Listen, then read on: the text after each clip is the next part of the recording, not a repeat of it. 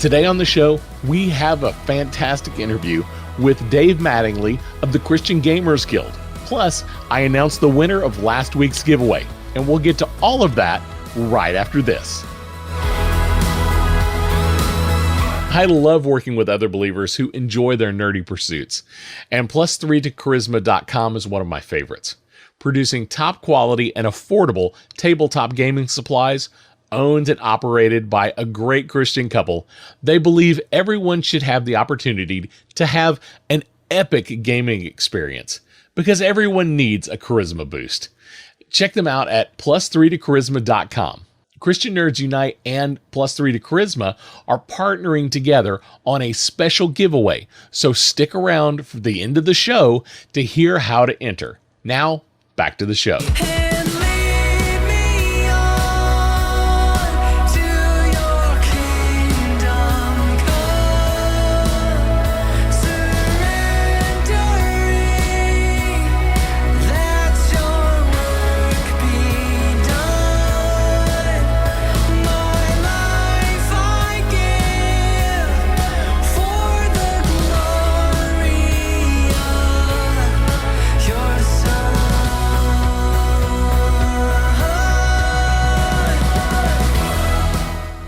Welcome to week 3 of our 5-week series on tabletop role-playing games.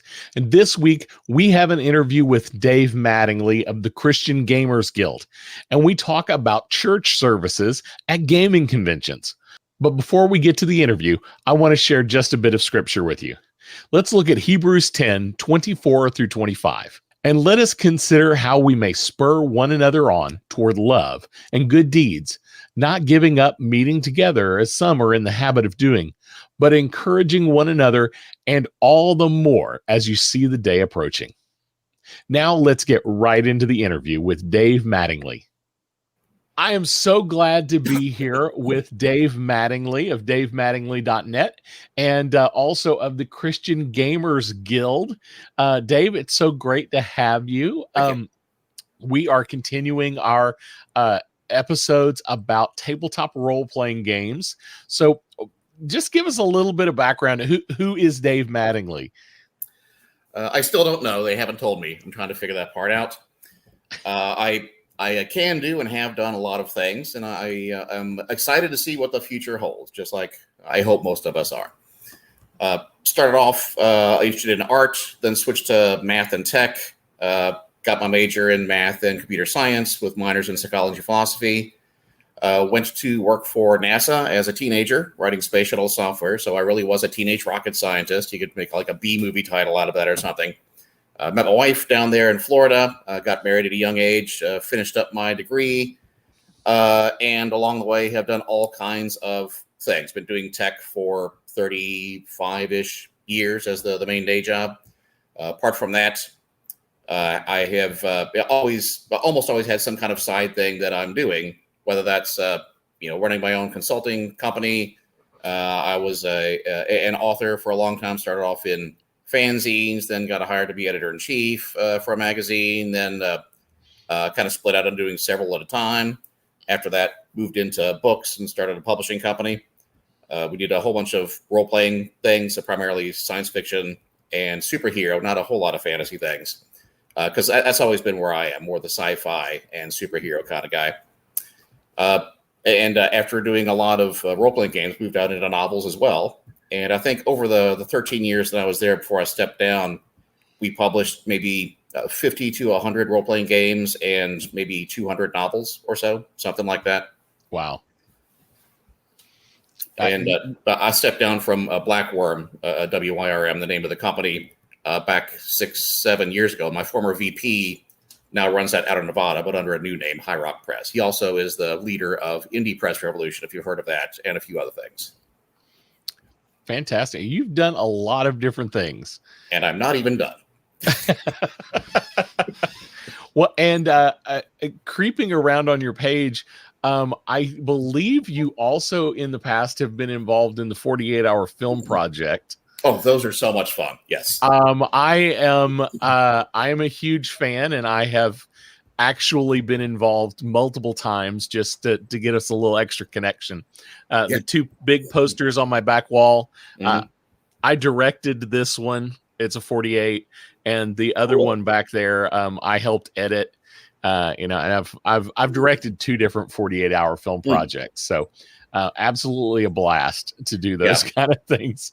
Yeah, but, last year, the year before, I was in a 48. They were filming a scene in a bar, but it was Saturday morning, like 9 o'clock, and all the bright sunlight was streaming in. They didn't really want that, so I stood near the back doors, and they put like some blankets over to stop the like porthole windows, but they still have this like crack of light in between. They said, "You're tall. Can you like stand over there and try to block the light?" And I thought, blocking light is one of my talents. So I stood there, while they did 18 takes or whatever for 2-3 hours, whatever.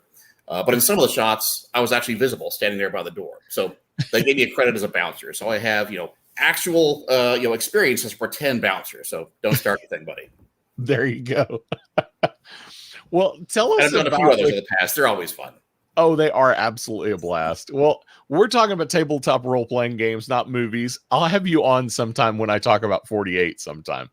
But tell me about the Christian Gamers Guild. What is that really all about? Sure. It started off as a listserv back in the mid-90s or so. I got involved after it had been around for a couple of years.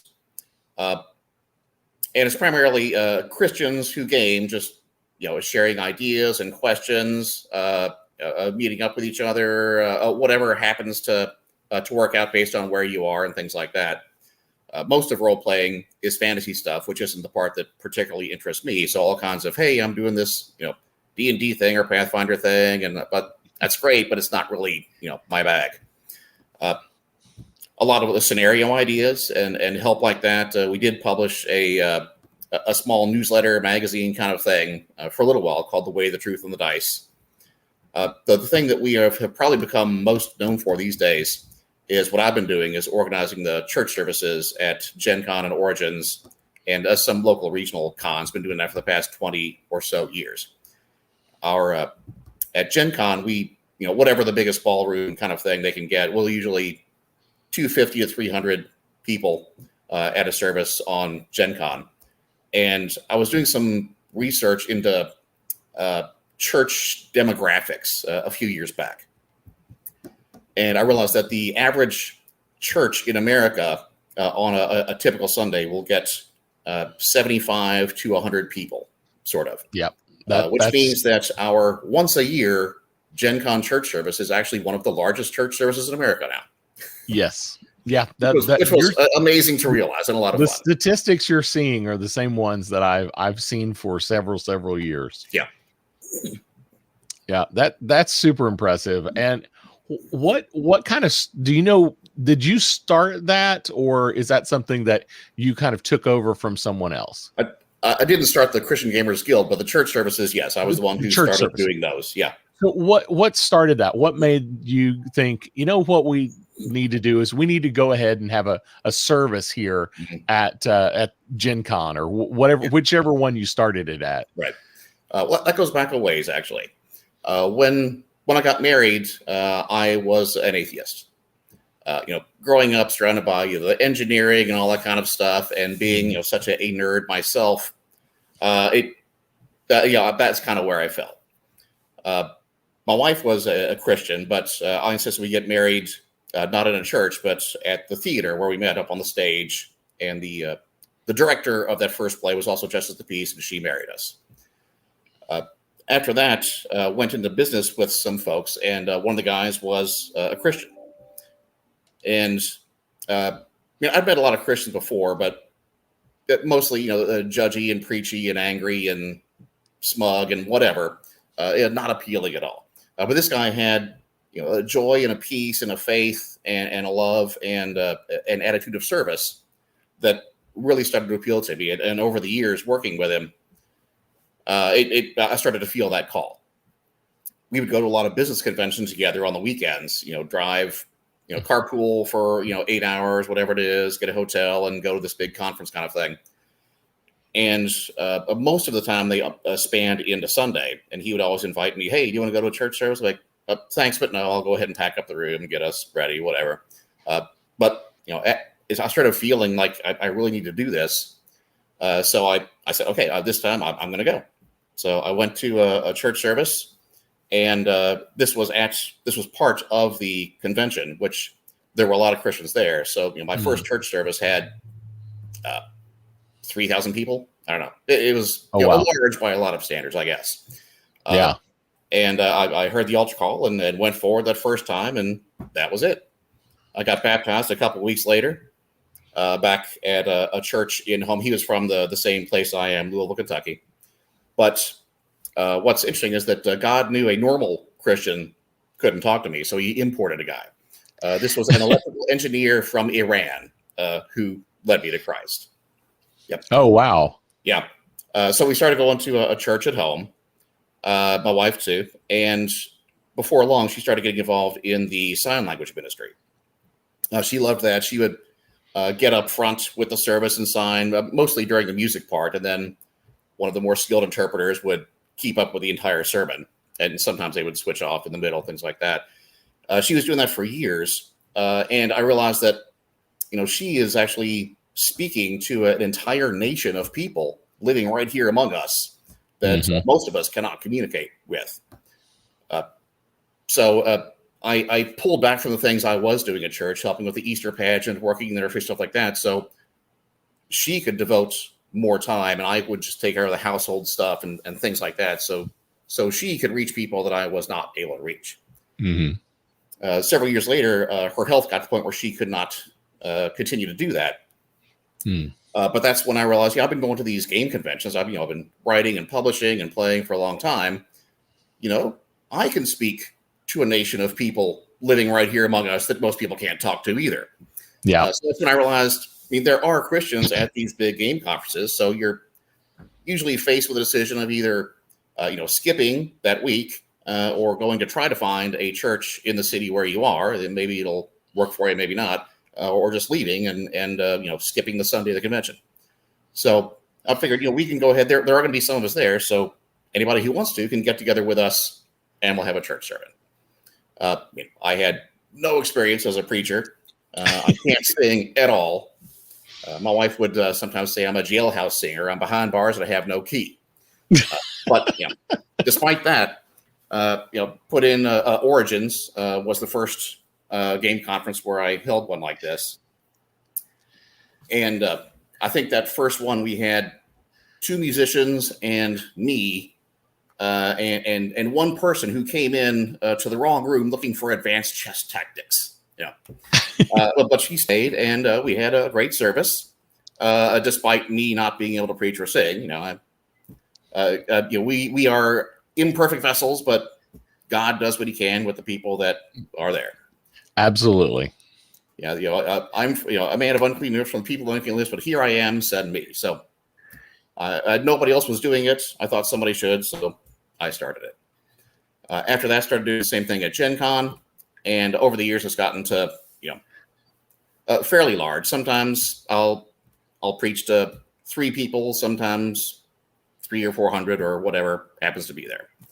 I still can't sing, but that just encourages the audience to sing louder than me. And sometimes I will lead the music. Somehow other people do that. Sometimes I'll preach. Sometimes I get other people to preach. I don't need to be the guy up front. I just want to make sure that it happens. That is very cool. And I'm super excited that you do that. I think it is, it's definitely a special ministry that needs to happen.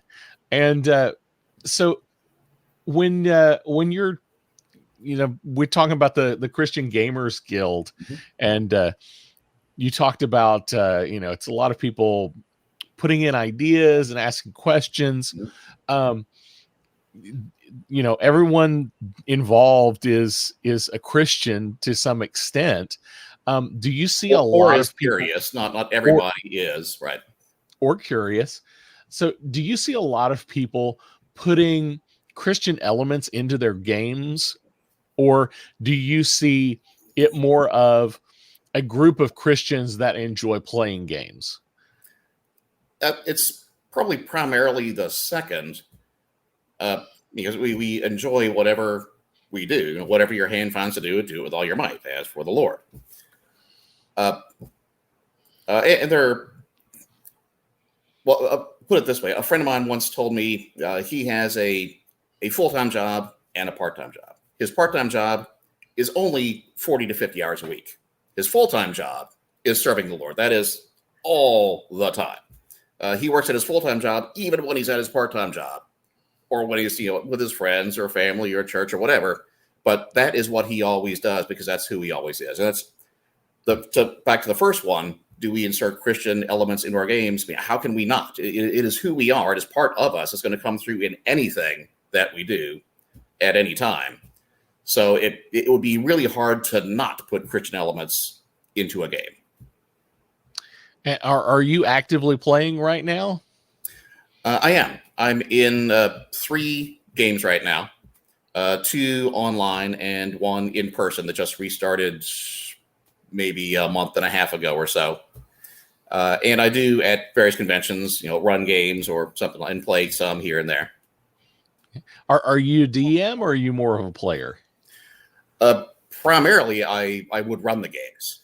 Okay. It's nice to actually be able to play, which I've been doing for the past several years too. But when I'm at conventions, generally I'm running a bunch. Very cool. Well, when you're thinking about setting up a game, when you're GMing a game, you alluded to the idea that it can't. Who you are definitely plays into what the game looks like. Mm-hmm. A lot of people probably listening to my show either are just starting their adventure with role-playing games. A select few have probably been doing it for years and years, but I think a number of the people listening probably are just getting into it. If somebody was just getting into gaming, where would you recommend somebody start? I would start with your friends. Chances are some of your friends already play. Find out what they're playing. Ask if you can, watch or join or something like that, just to get a feel for what it is and how it works. There are also all kinds of, looking for game, forums and groups and posts, things like that. You could always go to whatever your local convention is.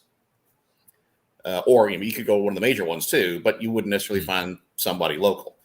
It's good to find people who are local, who are into the same kind of things, especially if you already know them.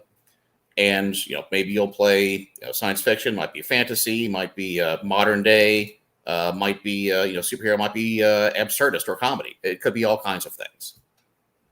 When I run games, I lean towards superheroes and sci-fi like that, but I also like to put in a lot of absurdist elements. One of the games that I run, I kind of share the world with a friend of mine who first came up with it. It's the Serial Killers world. Cereal, CER, breakfast cereal. So all of you are a cereal mascot of some kind. You are Toucan Sam or Captain Crunch, Tony the Tiger, whatever. But you are in a grim and gritty world. The first adventure he ran them through was the plot of Watchmen, to give you an idea of the kinds of things that we go for. I've done one where they face off kind of a cross between Aliens and Independence Day, soggies with lactic acid for blood and weird things like that. And the one I've been running recently with them is Night of Living Crunch. So, the undead zombies who want to eat your grains, all of that. Nice. So, they don't know that they're silly. They have to take it very seriously, of course. So most of my guests have been leaning into the fantasy side. And what drew you to the more sci-fi or superhero side of role-playing games? I started off in fantasy D&D in the 70s, but it was good for a couple of years when I was young, but then I didn't see any depth. Yeah, I know you can play it like that now, but it's never. It kind of pushed me off early, and I got out of gaming for a few years. Then when I went to college, some friends are playing a superhero one, like, I don't know, I've tried that. Well, let's try. Okay, oh my gosh, this is there's like heroism and fun and it's exciting and things like that, and that rekindled my love for the activity. Very cool. And is there now? I know you talked about your serial killer campaigns.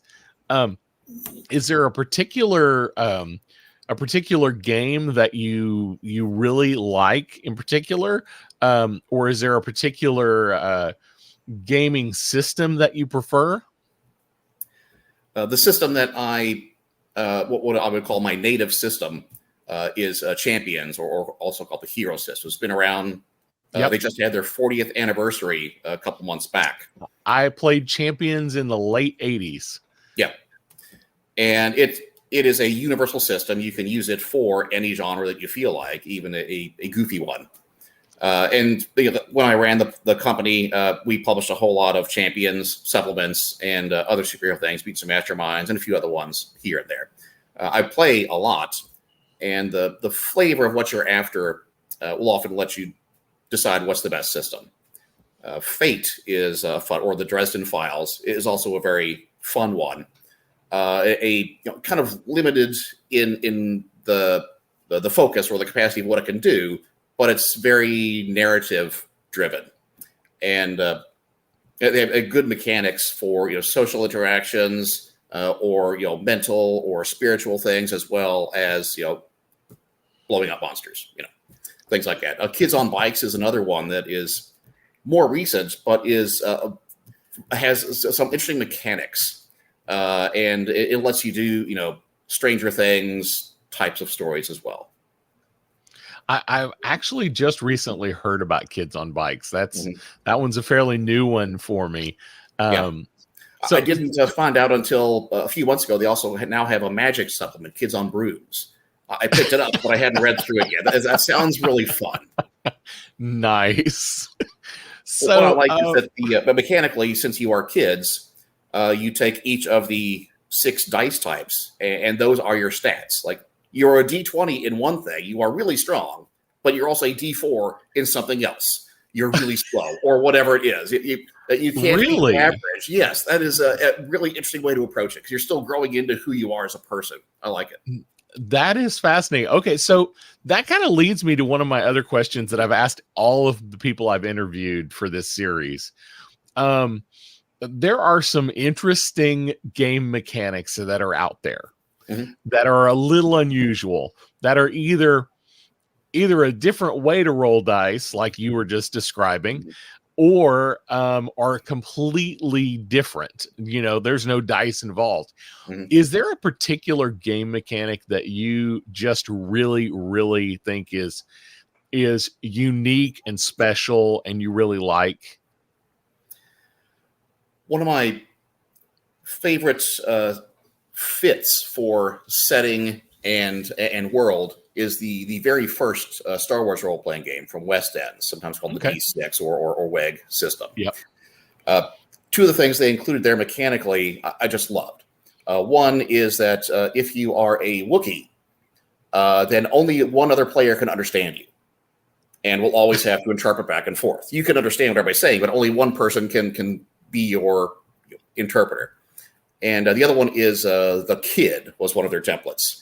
As a kid, you can attach yourself, to another person, an adult, as I'm your nephew, or you're sitting for, or what. And all of a sudden, you are their responsibility because you decided that's what it is. And that kind of thing, the little flavor bits, are always the stuff that I really like in a system.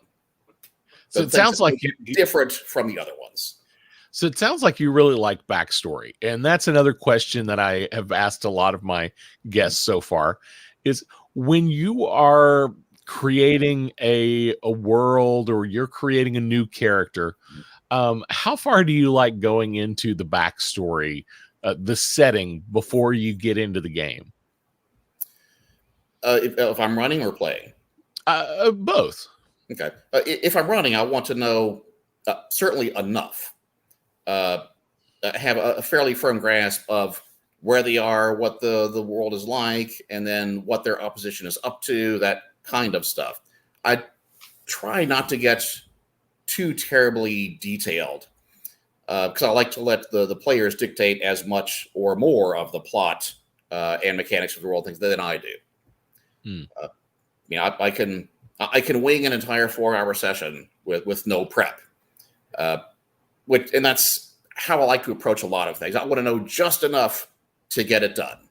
What you might call in business the MVP, the minimum viable product. What is the least I can know to run or play the game? That's what, because I want us to define it collaboratively. Very cool. And as a player, what do you? How far do you like going into the backstory of creating a character? Generally, apart from the mechanics and or the stats and mechanics, that kind of stuff. For the backstory, I generally keep it light. That if I had to write it on, 2 index cards, I could. I don't want to get really deep because I want my story to also be filled in by the world and by the other players. Very cool. And actually, that is one of the things that the Dresden Files does that I really like. That what they call the world creation is part of the play. So when you first start, I'm going to be a wizard. I'm going to be a cop. I'm going to be a vampire. Whatever it is.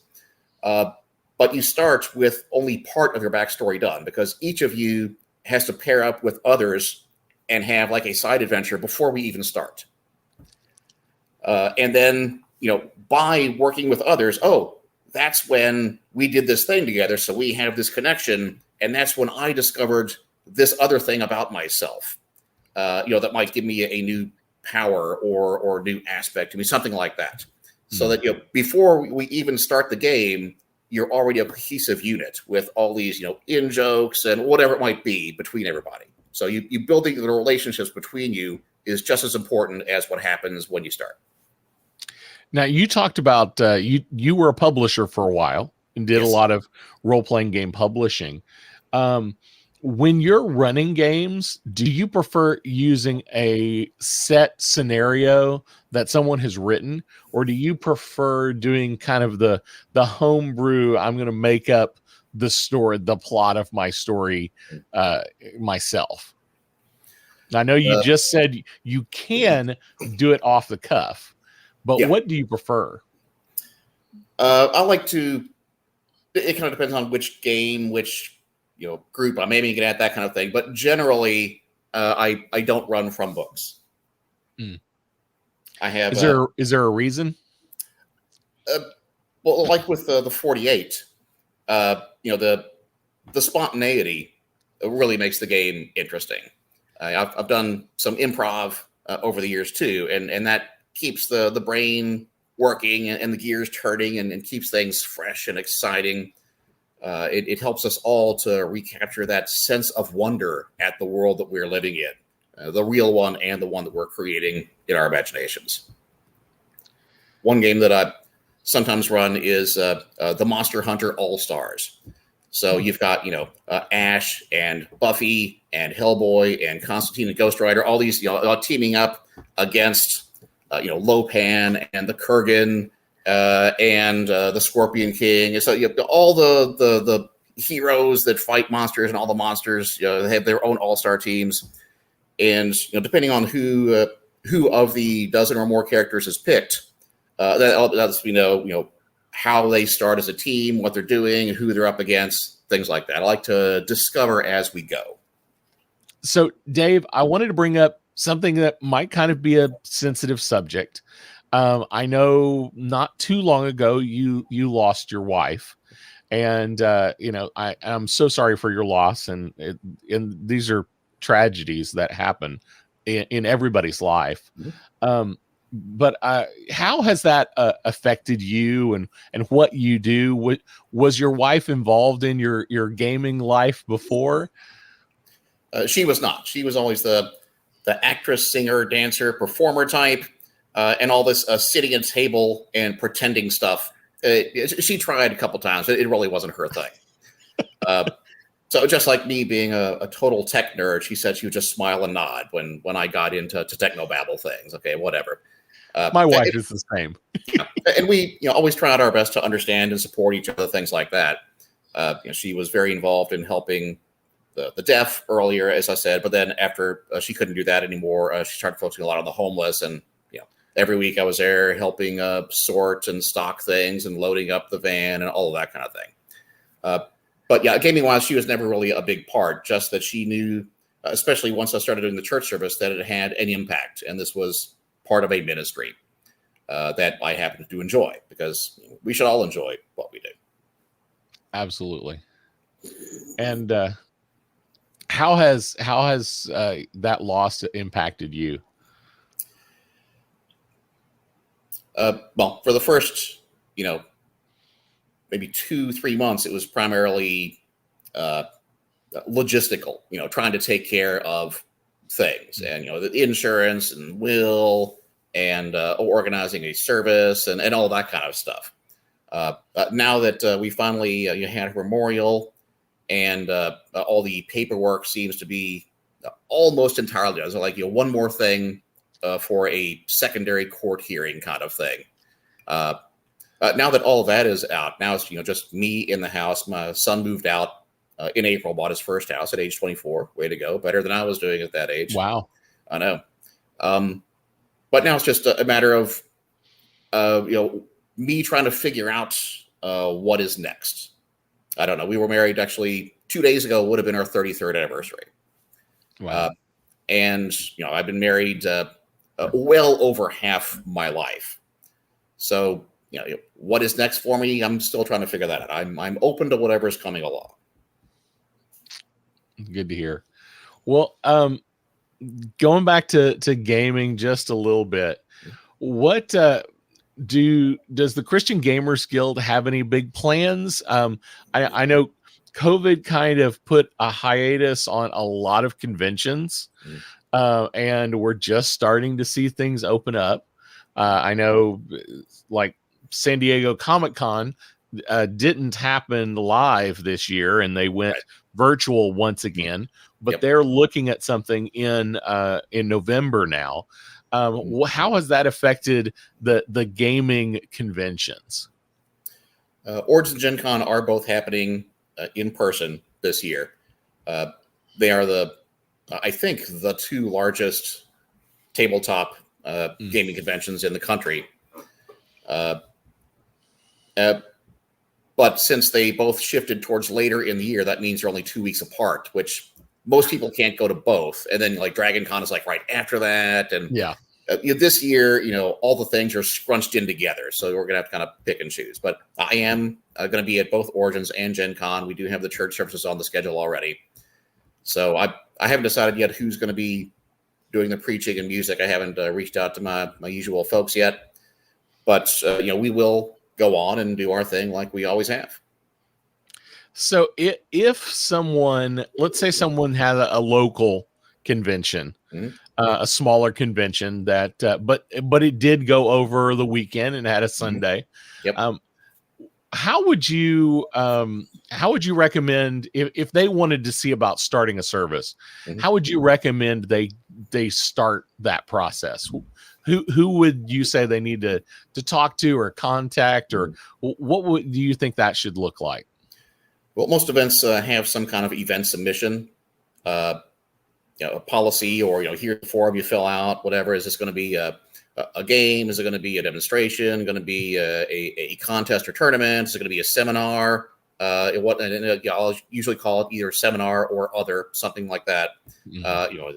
Church service or Christian worship service is a title, and a short description of we'll hear a sermon, sing some hymns, and have some communion. Something like that. It's something short, just enough so that people know what it is, not going to be misled or surprised. And I do always try to schedule it on Sunday before all the other main events start, before the hall opens, so exhibitors can also come.